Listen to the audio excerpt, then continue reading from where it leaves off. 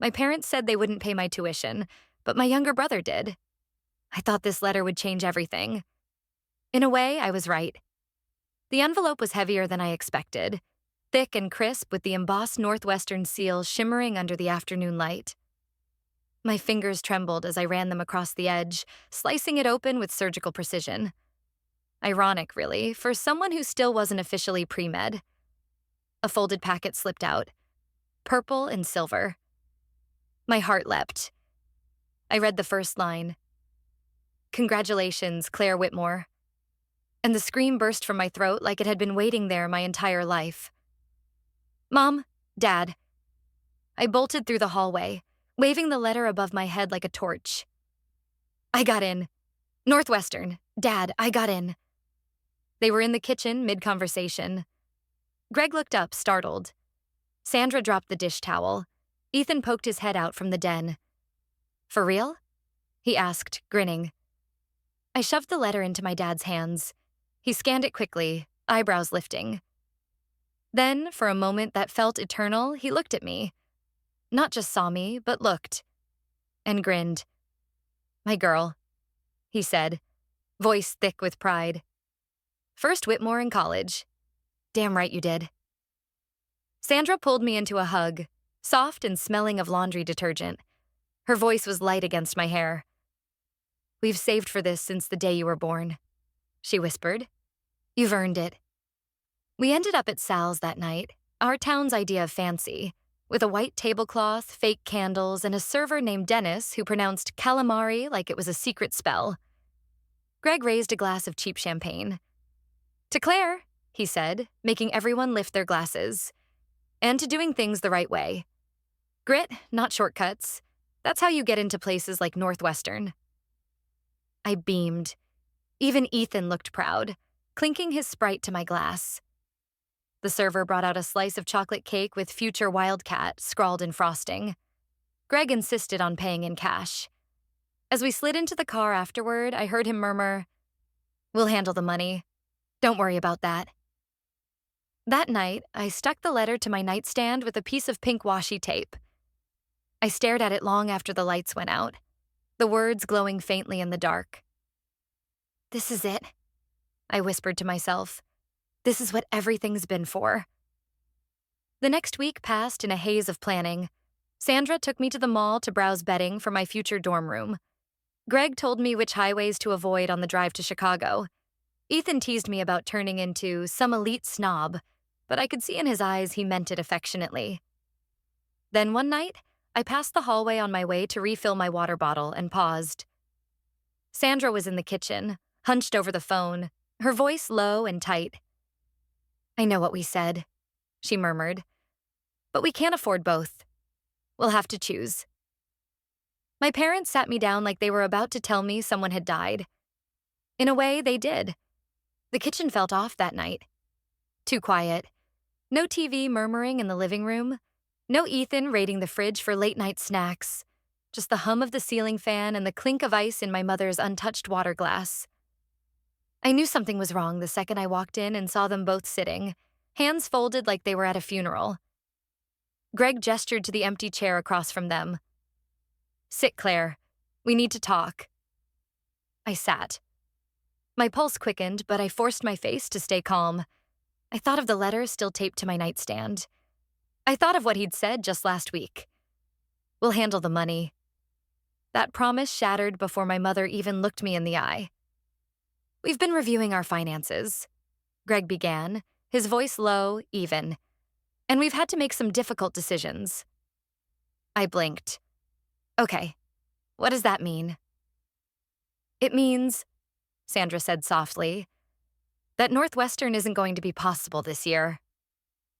The words didn't land at first. My brain rejected them, like a wrong answer in a test I knew I'd aced. "What?" I asked. Greg didn't flinch. "The cost is too high, Claire.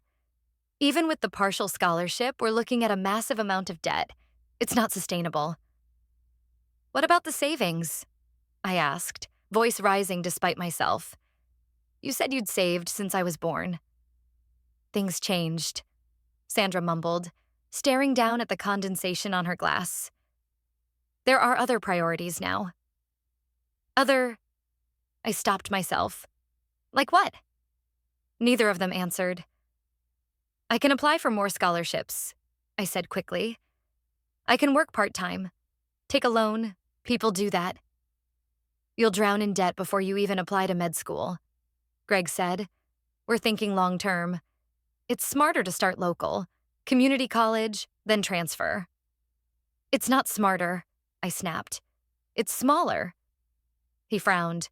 Don't get emotional. I'm not emotional, I said through clenched teeth. I'm angry. Silence. Heavy and sharp.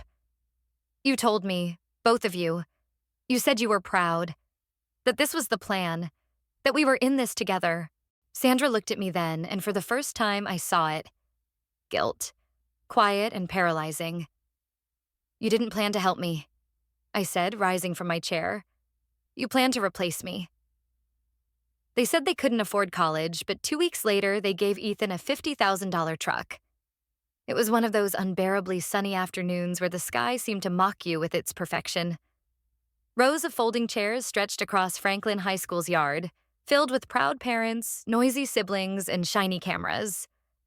I sat between Greg and Sandra, both dressed too formally for the heat, as Ethan's name echoed through the sound system. Ethan Whitmore, captain of the wrestling team. Greg leapt to his feet, clapping hard enough to sting. Sandra wiped a tear and smiled so wide it practically split her face.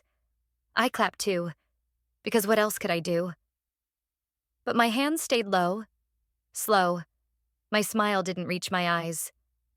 Ethan bounded across the stage, all effortless charm and confidence, tassel bouncing, grinning like the world belonged to him. In that moment, maybe it did. After the ceremony, Greg herded everyone, relatives from both sides, toward the far end of the school's parking lot. People murmured curiously. I already knew something was coming. I just didn't know how much it would hurt. The truck gleamed in the sunlight like something out of a commercial. Black, massive, and clearly brand new, with a giant red bow across the hood. My breath caught. Number no way. Greg reached into his jacket and pulled out a set of keys, holding them up like a trophy. Ethan, he said, projecting for the crowd. Your mother and I couldn't be prouder. You've chosen a solid, respectable trade. Construction runs in our blood, and every great builder needs great tools. This truck, it's your start. It's our investment in your future. Applause erupted. Ethan's eyes widened in genuine surprise. Are you serious? He shouted. All yours, Greg said. Paid in full. Cheers, whistles, laughter. Even our usually stoic Uncle Neil clapped Greg on the back, saying something about how the Whitmores know how to launch a man. No one looked at me. Not one person noticed the way I stood frozen, hands curled into fists at my sides. I remembered every line of Greg's spreadsheet, every fake sigh about loans and cost per year, every cold dismissal of my plans. This wasn't just favoritism. It was replacement. It was revelation. I turned away before the camera flash could catch my face. Later, after the barbecue and the cake with the little fondant truck, after Ethan had taken his new gift for a joyride with his friends, I stood alone in the hallway, watching my reflection in the darkened front window. So I was never the plan, I whispered. Just the placeholder. Greg and Sandra's voices drifted from the kitchen, laughing, chatting with relatives. A celebration that wasn't mine. Never had been. On the drive home, with Greg humming to himself and Sandra recounting every photo she took, I sat in silence. Then, softly, barely audible over the tires on asphalt, I said it out loud. If they won't invest in me, then I'll do it myself. The house was quiet, but not in peace. In tension. Doors shut more gently now. Conversations stopped a beat too soon.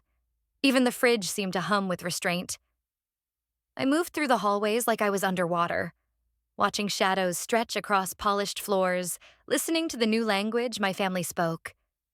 Silence, avoidance, evasion. It was early June, and the excitement of Ethan's graduation had long since faded, at least for me.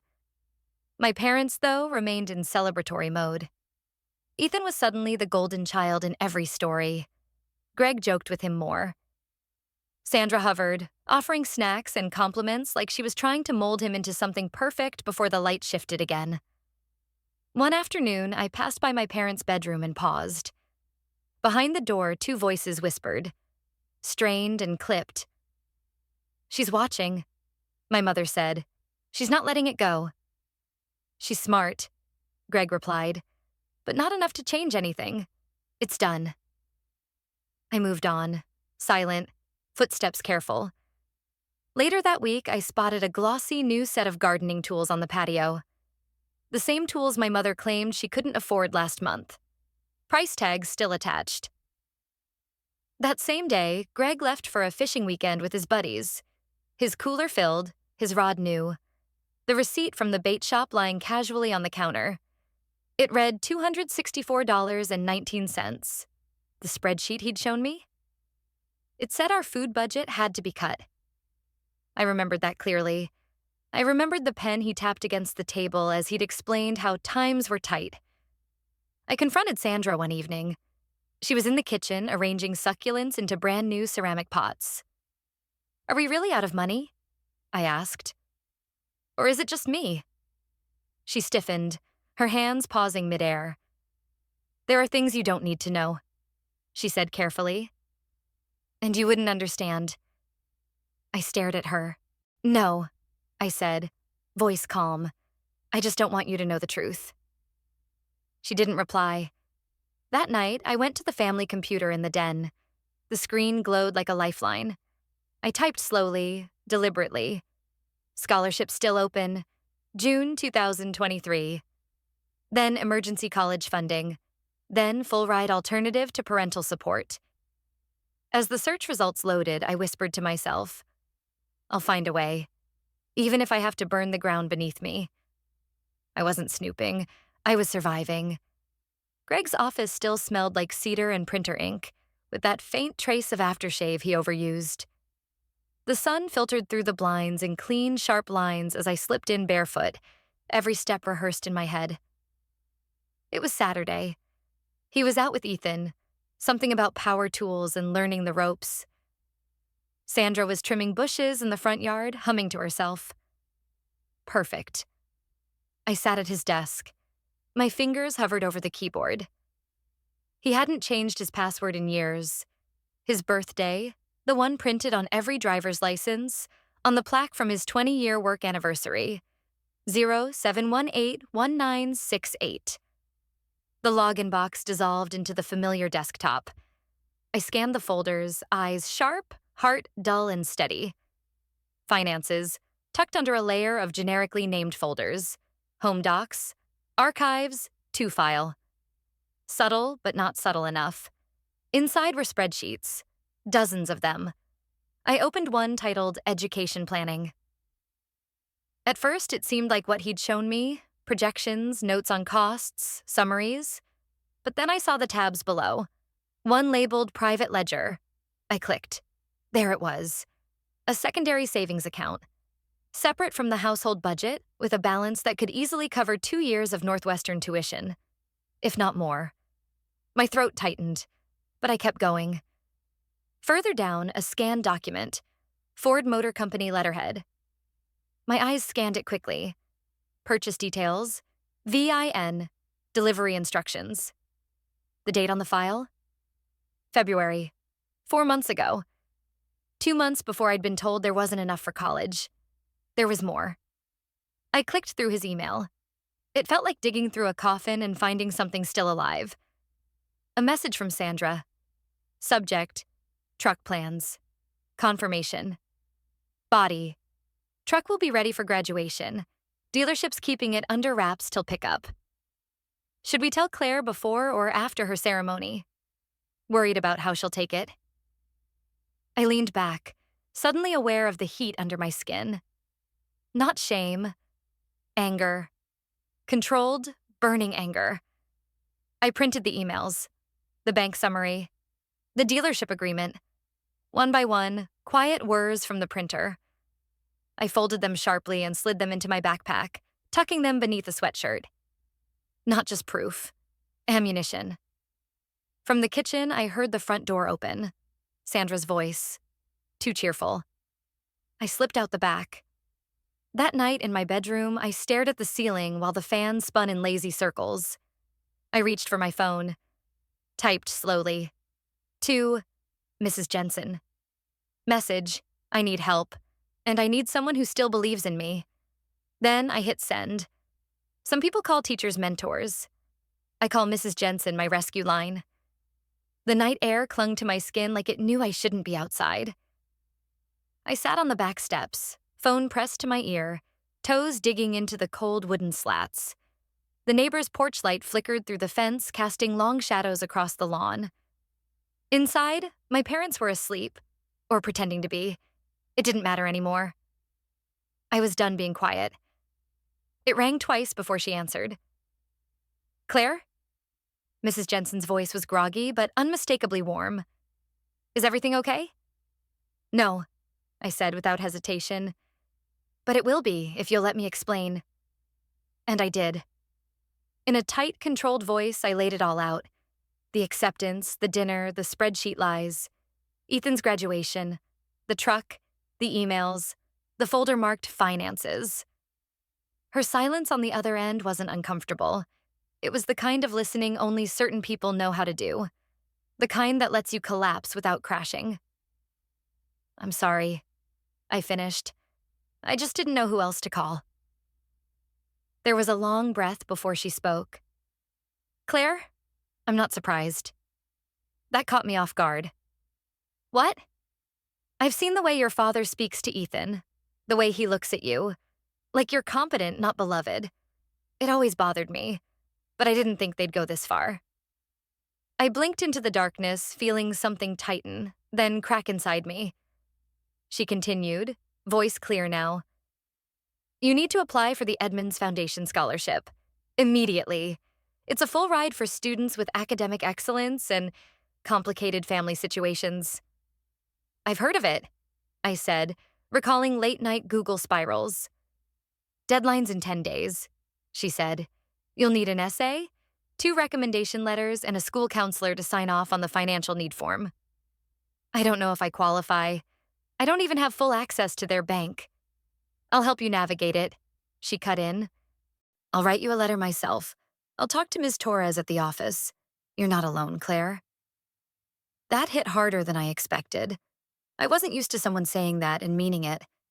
Then she added softly but firmly, You've always fought with your brain, Claire. Now fight for yourself. I didn't speak for a moment. I just let that settle. After we hung up, I went back inside, the house now more prison than home. I crept to my desk, turned on the lamp, and opened my laptop. I created a new folder on the desktop, hands shaking slightly. The name typed itself. Plan B, my future, no parents attached.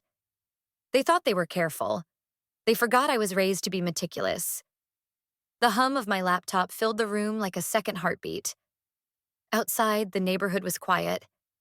Porch lights flickered off one by one, the way trust fades when left unattended. Inside, I sat cross-legged on my bed, screen glowing against the shadows, a spreadsheet open and growing, one column for tuition costs, another for the Ford dealership receipt, a row for the secondary savings account, balance, last activity, interest earned. I cross-referenced it all with dates, down to the hour. The math didn't just tell a story. It exposed one. Greg had taught me to budget when I was 12. A Whitmore knows where every dollar goes, he'd said, hovering over my shoulder as I learned formulas and color codes. I was supposed to use that knowledge for my future. Ironic, then, that it was now the tool I used to destroy the illusion of support they built. I inserted a tab labeled Deception Timeline. Every lie, every omission, plotted out. February 9th, car ordered, March 15th, scholarship received April 12th. We'll handle the money dinner at Sal's May 20th. Ethan's truck delivered June 3rd. We can't afford Northwestern. Underneath, I pasted the full email from Sandra to Greg. Truck will be ready for graduation. Should we tell Claire before or after her ceremony? I stared at that line for a long time until the words lost shape and meaning. Then I whispered, they didn't plan for me to succeed. They planned to explain my failure. My inbox pinged softly. Mrs. Jensen's message had arrived. She'd reviewed my draft essay, attached a signed letter of recommendation, and included confirmation from Ms. Torres that she'd co-signed the financial declaration form. Her subject line was simple. You're almost there. I saved everything in 3 places: cloud, USB, and a hidden folder on my laptop.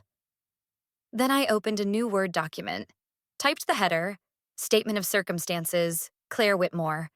I wrote in facts, not emotion, dates, events, what I knew, what I could prove. And one final sentence at the end.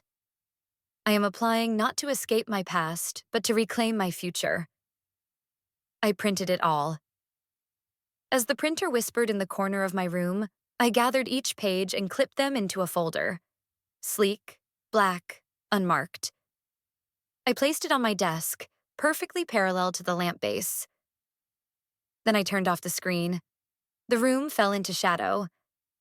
I looked at the folder, then whispered to it, to myself, to them. Game on. I didn't want an apology.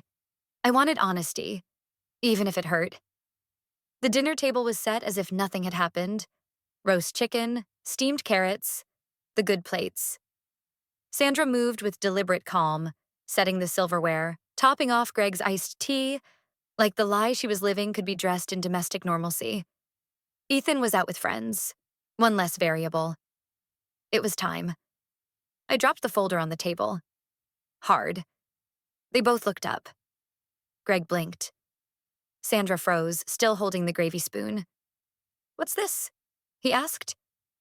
Truth, I said. Greg gave a humorless chuckle. Claire, not everything has to be a... Open it. He opened the folder and scanned the first page, the savings account summary. Then the second, Ford dealership letterhead. His jaw tightened. You went through our private stuff? I leaned forward. You went through my future and tossed it out. Sandra reached for the folder. Her hands shook as she read the email with her name on it. Truck will be ready for graduation. Should we tell Claire before or after her ceremony? She closed her eyes. We thought you'd understand eventually. I did. I snapped. I understood the second you gave Ethan that truck and told me there wasn't enough for tuition. I understood when you stopped seeing me as your daughter and started seeing me as an expense. Greg shoved the folder aside. We chose what's best for the family. Ethan stays. You'll leave one day. The words landed like a gavel. Final. Cold. I stood, pulled a single sheet from my backpack, and laid it flat between the mashed potatoes and the green beans. Then let me start today. He stared at the document. Request to transfer legal financial aid ownership. His voice dropped. What is this? It means you no longer control my financial aid profile, I said. From now on, I speak for myself. Neither of them said a word. And for the first time, I didn't need them to. It wasn't just a scholarship application. It was a declaration of war. The town library had emptied hours ago. Chairs sat tucked neatly under tables. Computers dimmed to sleep mode. But at the farthest corner desk, beneath a flickering fluorescent light, I typed. The essay box stared back, blank but daring. I grew up believing in fairness, I began. Then my family taught me it wasn't guaranteed. My fingers moved faster than my thoughts could catch up, pulling pieces from memories and layering them like scars. The night I opened my acceptance letter, the tight smiles over dinner, the spreadsheet with invisible ink. I wrote about Northwestern, about sacrifice, about the betrayal wrapped in a red bow on Ethan's truck. I didn't need flowery language. I needed truth. Truth cut deeper. I paused, reread the middle, then hit send draft to Mrs. Jensen. Her reply came 10 minutes later. Subject? Beautiful. Message. Tighten the ending. Make it hit. Make them feel your resolve. I stared at the last paragraph. Too polite, too round. I deleted the entire thing, rewrote it in one breath. I'm not asking for charity. I'm claiming space where I was pushed out. There it was. The truth, weaponized. My mouse hovered over the submit button. 11:56 p.m. I clicked. The screen flashed once. Your application has been received. I leaned back, exhaled. No fist pump. No celebration. Just the cold weight of everything I'd risked, and the strange calm that followed. Now I wait, I said aloud, pushing back from the desk. But I won't sit still. They didn't ask about my grades. They asked if I could still believe in myself. The library's community tech room felt more like an interrogation chamber. A single desk lamp buzzed overhead. The screen glared at me, harsh and unforgiving. I adjusted my collar, checked the connection, and stared at my reflection in the black Zoom window. Don't fidget, I whispered to myself. Don't blink too fast. Just breathe. At exactly 4 p.m., the window clicked open. 5 faces appeared. Clean backdrops, sharp suits, composed smiles. The Edmonds Council. I recognized Dr. Langston, the program director, a medical school representative whose name I didn't catch, a past scholar now in residency, and 2 others who looked as if they'd just stepped out of a courtroom. A woman with pearl earrings spoke first. Claire Whitmore, welcome. Let's begin. I opened my mouth, too quickly, and stumbled. Thank you. I'm honored to. Take your time, said Dr. Langston gently. I inhaled slowly. Reset. They started with the basics: motivations, career goals, extracurriculars. Then came the sharp turns. What if you fail again? Asked the medical school rep, tone neutral but cutting. I didn't flinch. Then I fail forward, I said. Failure doesn't end momentum unless you let it. A nod, a scribble. Another asked, your essay touches on betrayal. Do you resent them, your parents? I held the question in the air for a moment. Then, I don't resent. I redirect. I've learned that pain can either shrink you or forge you. I chose the latter. They exchanged looks. The next part was mine to own. I want to go into internal medicine. My plan is to treat chronic diseases in underserved communities, diabetes, cardiovascular disease, especially in rural areas where medical access isn't just limited, it's non-existent. There was a pause, long enough to unsettle. Then the chairman leaned forward. Claire, he said, your pain isn't your weakness. It's your credential. My screen flickered as he smiled. The session ended with muted goodbyes and a formal thank you. I closed the laptop lid carefully, hands trembling, legs buzzing with the aftershock of focus and adrenaline. I stepped out of the library's tech room into the dim hallway. The air felt thick. Cold sweat traced my spine as I whispered to myself, now, breathe.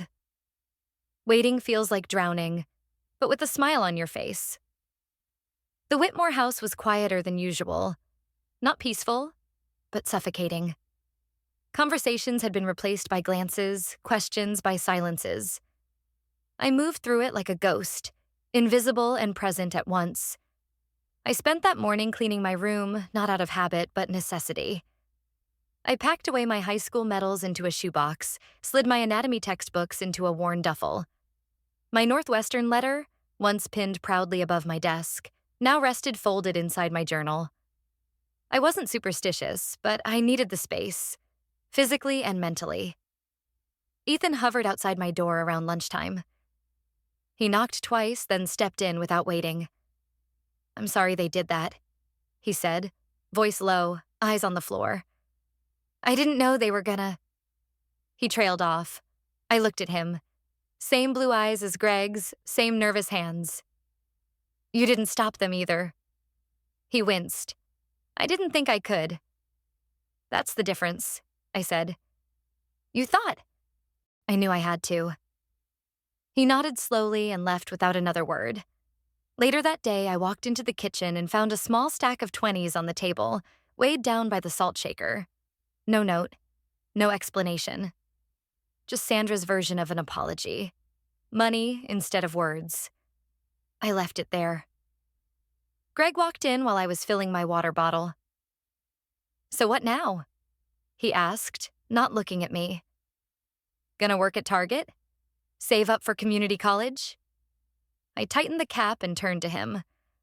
"I'd rather mop floors for my future than sell my pride for yours." He flinched, not visibly, but I saw it in the way his hand paused over the coffee mug. That night, I checked my email again. Same blank inbox. Then, at 11:04 p.m., a new message appeared. Subject, Edmonds Foundation. Final decision. I stared at it, heartbeat loud in my ears. My finger hovered. Not yet. Not until I was ready to become someone new. The email didn't say congratulations. It said, welcome. The public library smelled like dust and effort. Old paper, recirculated air, ambition suspended in fluorescent light. I sat at the far corner computer station again, the same one I'd used for the interview. My fingers hesitated over the mouse.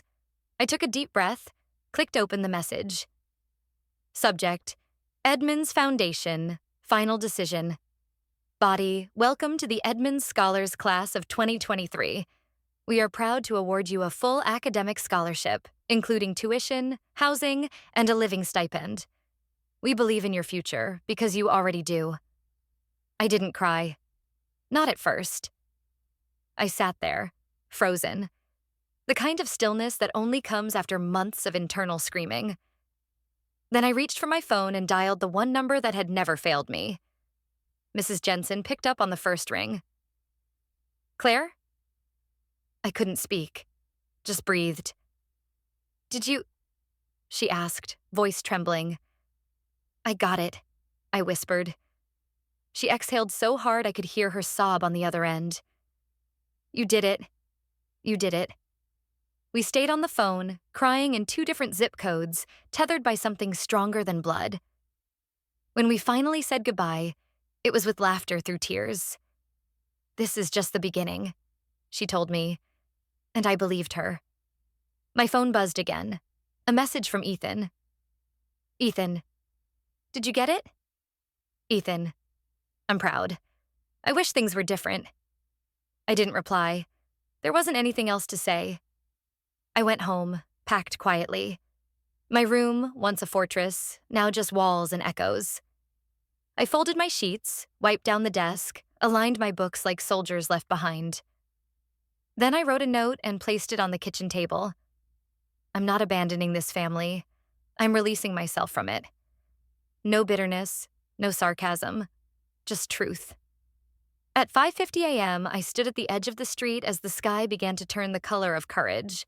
My duffel bag slung over one shoulder, the folder of documents under my arm. The town still slept. No one saw me off, but I didn't need them. The Greyhound bus pulled up with a hiss of brakes and the tired growl of diesel. I looked at the sign above the windshield. Chicago, 6:30 a.m. And I got on. I had nothing but 2 suitcases and a scholarship. Turns out that was enough. Chicago smelled like steel and sky. The Greyhound station buzzed with voices and diesel fumes, but all I could hear was the rhythm of my own steps, pulling my life behind me on 2 wheels and a backpack. I stood at the curb with my phone in hand, heart thudding like I was about to meet a stranger, not someone I'd been messaging for over a year. Then I heard it. "Claire." A voice full of energy, unmistakably Rebecca's. She jogged toward me in a hoodie 2 sizes too big, arms outstretched. I barely had time to set my bag down before she pulled me into a hug. "You made it," she said into my shoulder. "God, I'm so glad you're real."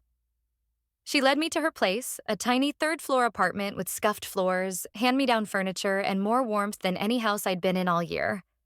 Her 2 roommates waved from the kitchen table where a pizza box sat open. "Eat before you crash," Rebecca said, handing me a plate. "You look like someone stole your soul and replaced it with caffeine."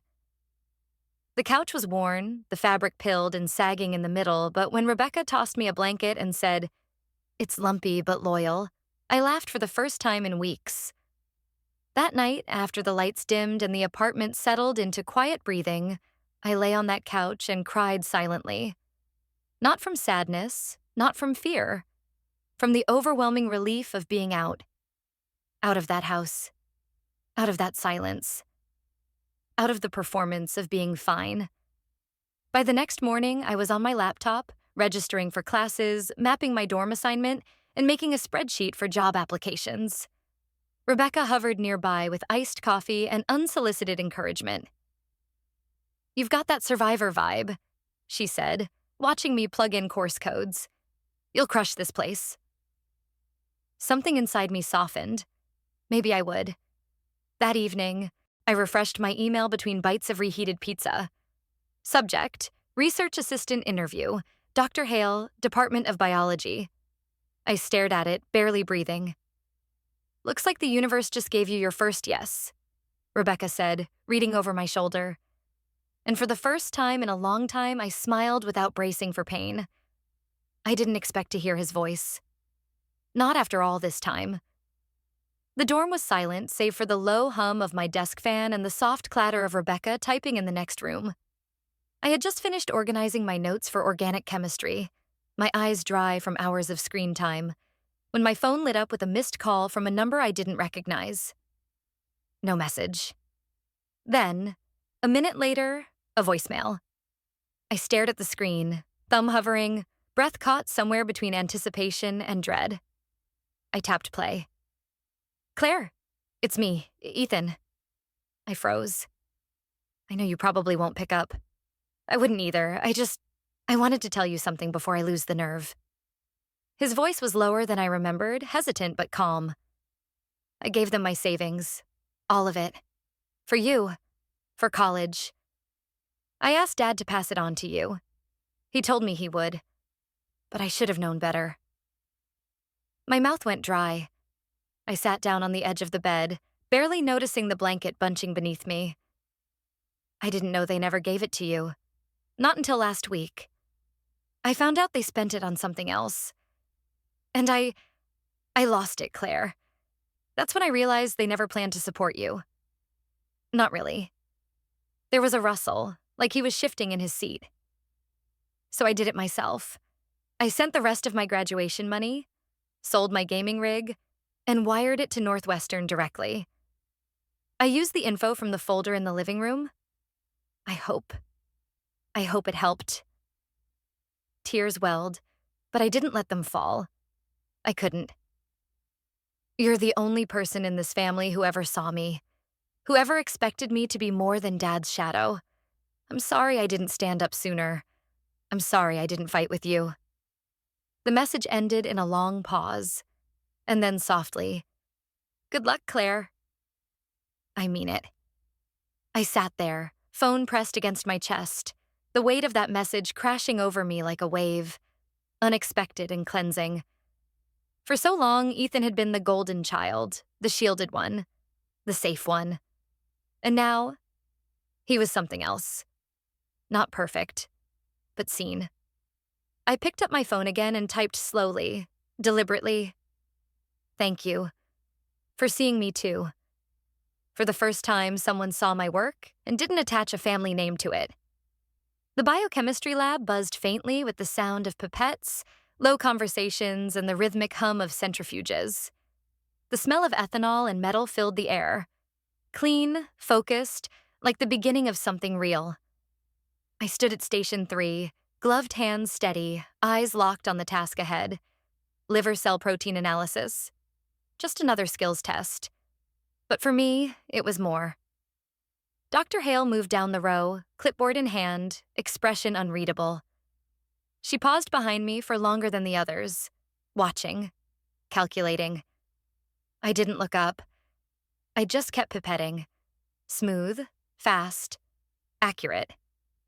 When I set the last microtube down, I finally allowed myself a breath. Later, as we gathered near the front for results, my heart beat so loud I could barely hear the students whispering around me. "She's just a freshman, right?" Probably a fluke. Dr. Hale cleared her throat. Claire Whitmore, she said, voice sharp but not unkind. Your technique is above average. Results precise. Fastest completion time. She tilted her head. Why medicine? I didn't hesitate. Because I know what it feels like to be dismissed, and I want to stop that for others. She studied me for a second, then nodded once. You'll join the liver cell project, starting Monday. A ripple went through the room. A third year in the back let out a quiet scoff. I turned slightly, offered a small smile. Yes, I'm a freshman. No one responded. After class, Dr. Hale handed me a folder. Grades get you into the door, she said, eyes steady. Grit keeps you inside. You have both. I held the folder tighter than I needed to. That evening, back in my dorm, I pulled out my old journal, the one I'd stuffed with Northwestern brochures and handwritten chemistry notes during high school, and opened to a fresh page. I clicked my pen, then wrote, This is mine, all mine. When you leave home, you expect silence. I got a letter instead. It came on a Thursday, slipped under my dorm door like an echo from a life I'd buried. No return address, no markings, just my name in slanted cursive that used to label birthday cards and permission slips. Sandra Whitmore's handwriting. My mother. I stared at it for a full minute before touching it. My fingers hovered like the envelope might burn me. Then I tore it open. Claire, I know you may never want to hear from me again. I wouldn't blame you. But I left your father. That's not a plea for pity. It's just fact. I couldn't unsee what we did to you. I've been trying to understand how I stood by, how I let it happen. There's no excuse. Just guilt and regret. If you're willing, just once, I'd like to talk. Not to fix everything, just to try. Love, Mom. No grand speech, no manipulations, just a request. I folded the letter slowly, fingers tight. My phone buzzed. Ethan. She left him. You should know that. That was it. No emojis, no fluff. Just fact. I didn't reply. Instead, I pulled out my laptop and opened an empty email. Typed. Subject. No subject. I got your letter. I'll see you. No promises. Claire. Then deleted it. Typed it again. Changed. I'll see you to maybe. Then deleted it again. 5th draft. I hit send. Let it go. I stared at the opened envelope on my desk for a long time. The snow outside drifted lazily, softening the edges of campus buildings like forgiveness I didn't ask for. I don't owe her closure, I whispered, voice barely audible. But maybe I owe myself one. That night, I opened my calendar and clicked on a date I had memorized since orientation, graduation day. I added one new event, meeting with Mom, 3 p.m., administration lawn. Then I closed the laptop and let the past knock, just once, on the door of my future. She stood in the lobby, looking for someone she didn't know anymore. The graduation hall glowed with golden light, buzzing with laughter, hugs, and the rustling of robes. Proud families gathered in clusters. Students posed beneath banners that read, Northwestern Class of 2024. I stood at the edge of the crowd, my cap in hand, heart beating a rhythm I hadn't felt since I boarded that bus from Franklin last summer. I spotted her before she saw me. Sandra Whitmore stood near the information desk, clutching a folded paper in one hand and arguing softly with a young school official. I'm her mother, she said. Claire Whitmore. I wasn't told where to sit. The official raised his palms gently, repeating something I couldn't hear. She looked smaller than I remembered. Her coat didn't quite fit right. Her eyes darted through the crowd, looking for me. I took a breath, then stepped forward. Mom. She turned. It was like watching a dam break. Her shoulders slumped. Her mouth opened, closed, then trembled. Claire, she whispered. I didn't hug her. I didn't smile. But I didn't turn away either. I got your letter, I said. She nodded quickly, tears streaming. I'm not here to ask anything. I just wanted to see you, to be here. I hesitated. then pointed to a seat on the far left of the auditorium. "You can sit. Just don't rewrite the past." That was all. She nodded again, clutching the program to her chest like it could anchor her. I turned and walked toward my group. Catherine, my roommate, grinned at me. "Was that—" "Yeah," I said. "Let's go." The music began. Names were called. Gowns shuffled. The line moved. When my name echoed through the hall, Claire Whitmore with honors, I stepped onto the stage. From the podium, I could see her. Sandra seated in the corner. Not crying now. Just watching, hands folded, still. I accepted my diploma. The camera flash caught both of us in the frame. Me in cap and gown, her in the crowd. Not a reunion, just a snapshot. One that said, "This happened. This is real." Backstage, I pulled out my phone. To Ethan. "She came. You were right. I'm okay." I didn't write to him because he deserved it. I wrote because I didn't need his voice in my head anymore. The dorm was quiet. Most of my classmates were out celebrating, pouring into bars and parties with graduation leis around their necks. But I stayed in. Just me, a half-cold cup of tea, and a document titled "Closure" blinking on my screen. The same desk where I had studied biochemistry was now my confessional. "Greg Whitmore, I graduated today." "You didn't come." "I didn't expect you to. Let me tell you what you missed." I walked the stage. I shook hands with the dean. "They called my name, and not once did it sound like yours. I was awarded highest honors. Dr. Hale chose me as a lead research assistant. I published my first paper this spring. I wrote all of that with precision. Just the facts, no emotion. I didn't mention the years I spent wondering why I wasn't enough, or the nights I sat with that rejection in my chest like a second set of ribs. I didn't need to. Instead, I closed with this. I did what you thought I couldn't.